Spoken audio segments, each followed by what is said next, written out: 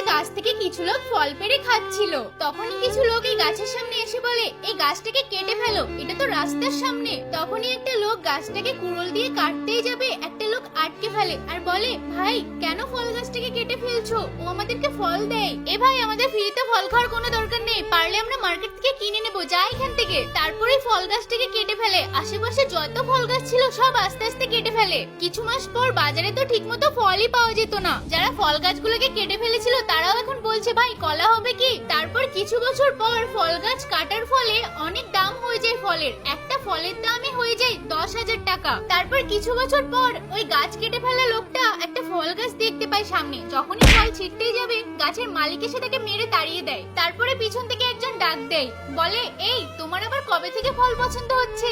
এই বুড়ো লোকটা হলো সেই লোক যেদিন গাছ কাটতে বারণ করেছিল, তখন তার কাছে হাত জোড় করে আর বুড়ো লোকটা তাকে ফ্রিতে একটা ফল গাছ দিয়ে দেয়।